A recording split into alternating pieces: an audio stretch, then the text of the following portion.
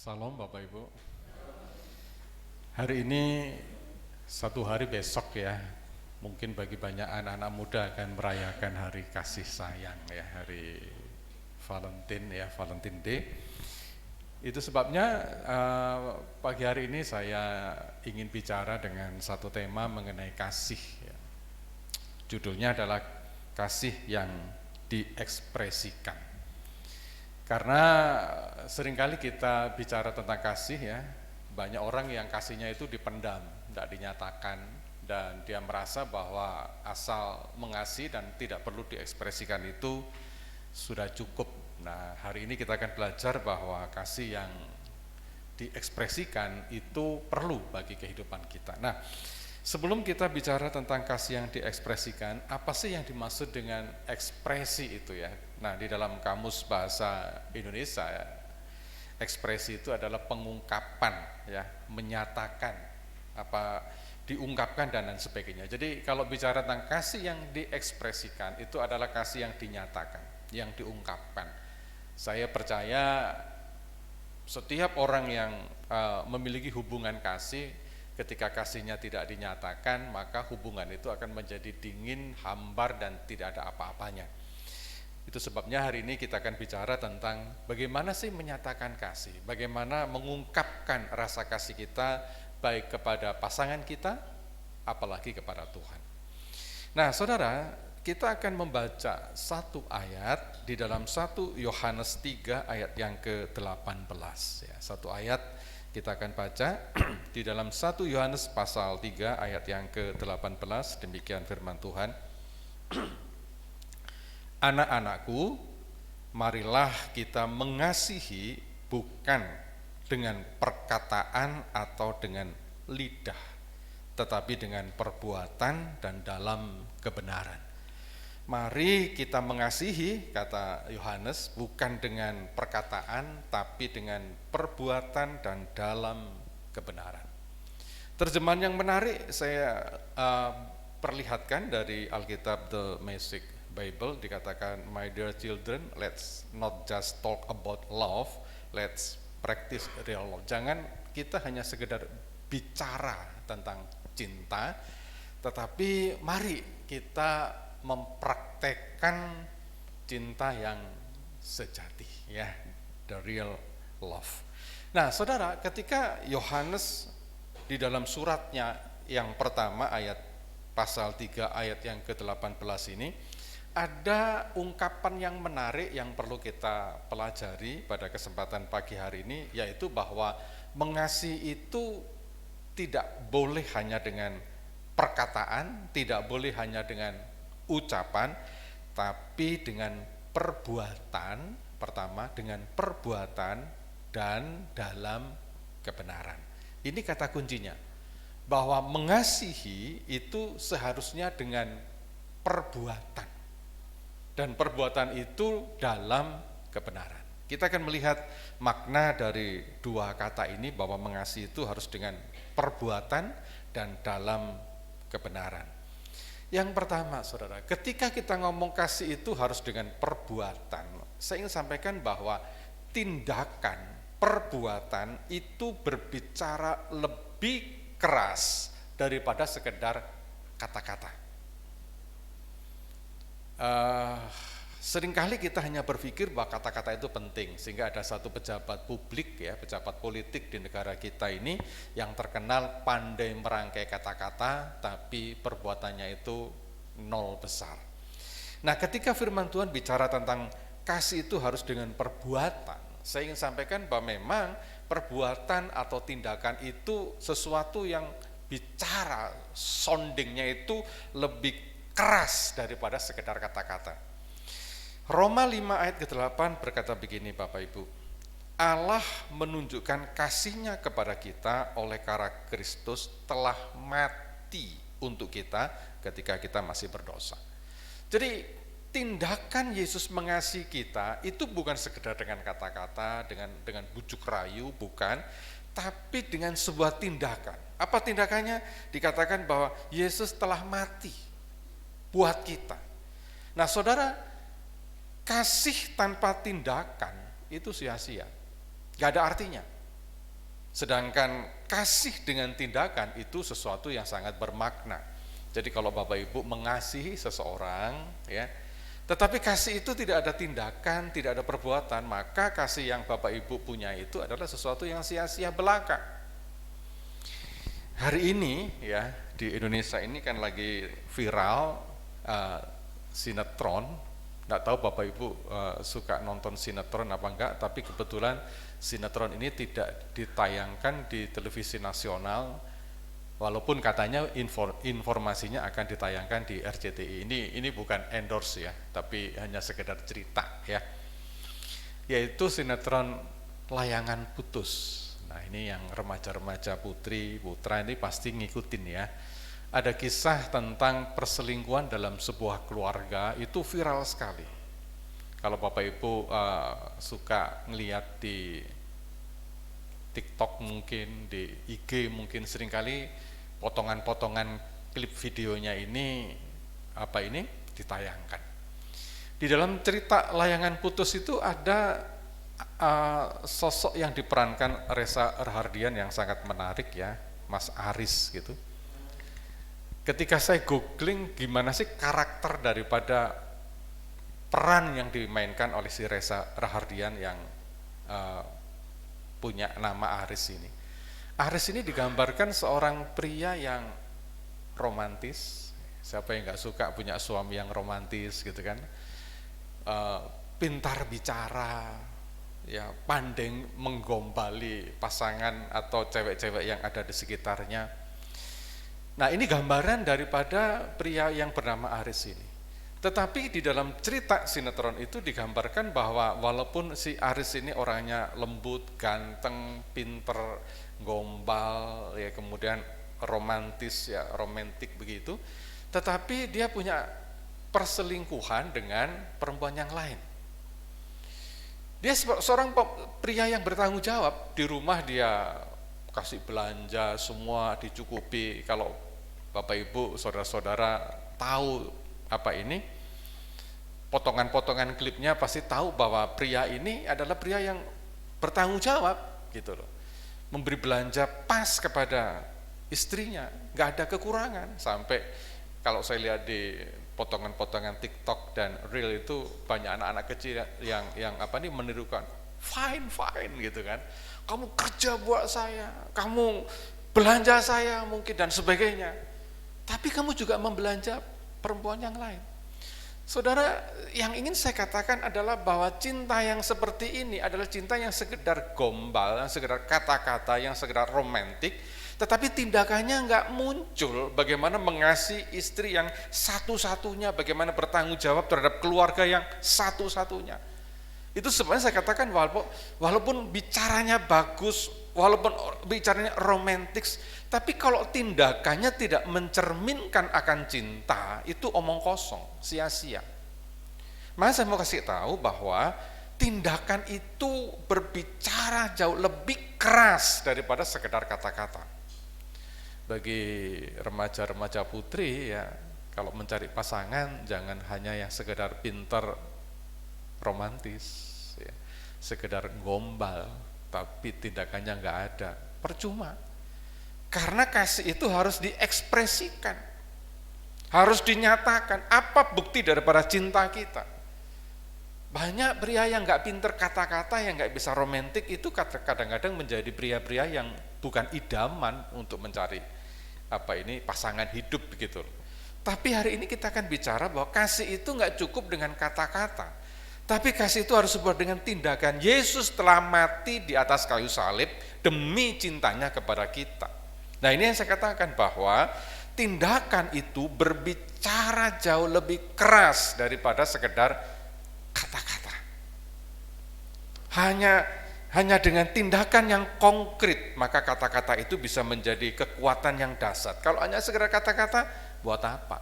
Saya yakin ibu-ibu di tempat ini akan jauh lebih menghargai suami kalau suami tidak hanya sekedar bicara yang romantis, tidak hanya sekedar bertingkah laku yang romantis, tapi tindakannya nggak ada.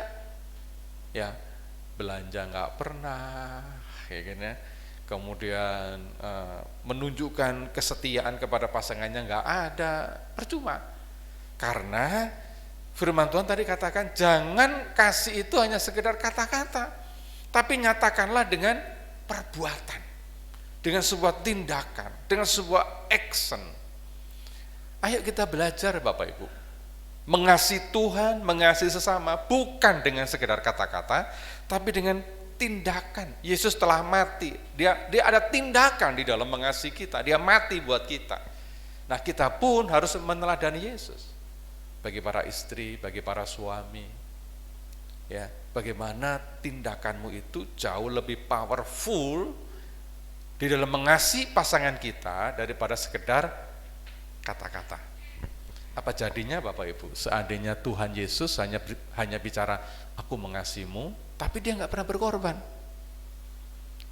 Hanya di dalam kekristenan yang mempertunjukkan kepada kita bahwa Allah yang kita sembah tidak hanya mengasihi, tapi ada tindakan datang ke dalam dunia, menjadi manusia, mati di atas kayu salib demi kita.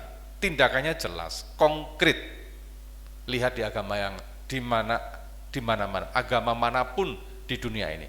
Tidak ada konsep tentang Allah yang mengasihi manusia dengan turun ke dalam dunia dan mati di atas kayu salib, kecuali di dalam kekristenan. Demikian juga kita Bapak Ibu, para suami, ini Valentine ya, besok Valentine. Nyatakan cintanya kepada pasangan kita masing-masing. Amin? Amin enggak? Amin. Besok atau kapan ya minimal istrinya dibelikan kerupuk gitu kan. Sayang, ini hadiah untuk Valentine daripada sekedar kata-kata ya kasih puisi yang panjang lebar romantik. Saya hanya kasih tahu puisi yang panjang lebar dan romantik itu tidak mengenyangkan Bapak Ibu. Ya sesekali lah, ini ada banyak market elektronik ya, e-komersial itu kan bisa dipesankan ya, Shopee gitu ya, belikan kaos kaki gitu misalkan. Nah ini tindakan. Jadi saya berharap kita bisa mengaplikasikan bahwa kasih itu harus sebuah tindakan. Istri kepada suami juga sama. Mungkin bagi Bapak Ibu yang kemarin baca artikel yang saya sharekan di grup, mungkin bagi beberapa orang merasa Pak, ini biasa aja, tapi saya mau kasih tahu contoh. Kenapa saya tergerak untuk sharekan cerita itu, bahwa pasangan kita itu sebetulnya lebih membutuhkan kita daripada apa yang kita kerjakan. Karena dulu Bapak Ibu, saya pernah mengkonseling seorang pendeta yang stres masuk ke rumah sakit. Ini pendeta stres masuk ke rumah sakit, dirawat di rumah sakit karena stres. Saya ngobrol dengan dia. Apa sih Pak yang membuat Bapak stres? Apakah karena pelayanan? Bukan. Apakah karena masalah ekonomi? Bukan. Apakah oleh karena tekanan-tekanan di dalam kehidupan Bapak? Bukan. Apa? Belasan tahun saya menikah dengan istri saya hanya berharap ketika saya makan, saya ditemani. Tapi sepanjang pernikahan saya tidak pernah ditemani istri ketika saya membutuhkan dia ada di depan saya, makan bersama saya. Saudara, kasih itu tindakan. Dan tindakan itu mestinya sesuai dengan apa yang menjadi kebutuhan pasangan kita. Bukan apa yang kita mau.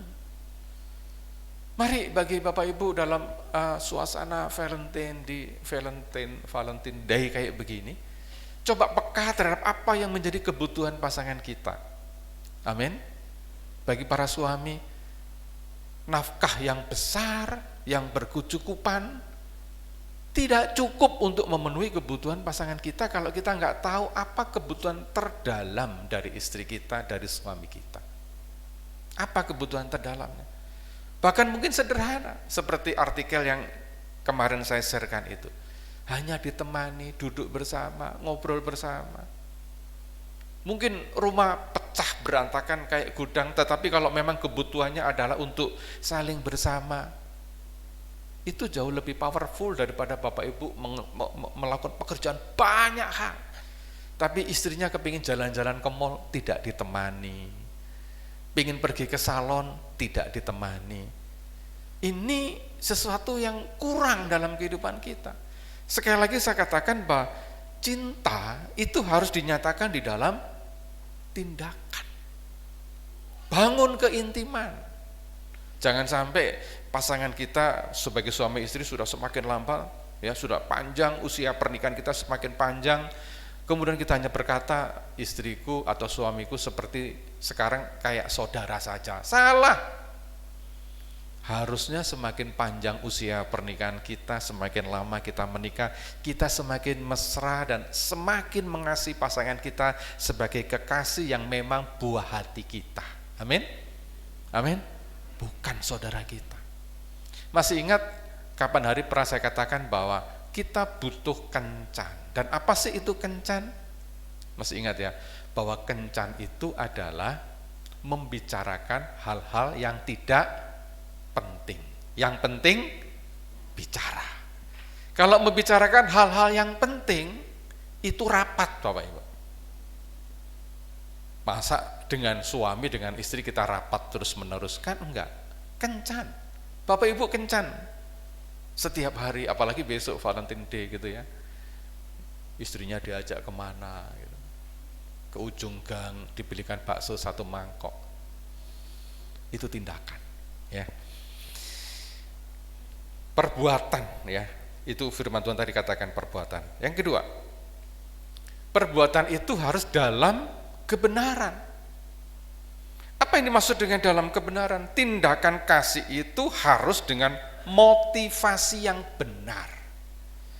Roma 5 ayat ke-8 begini, Allah menunjukkan kasih-Nya kepada kita oleh karena Kristus telah mati untuk kita ketika kita masih berdosa.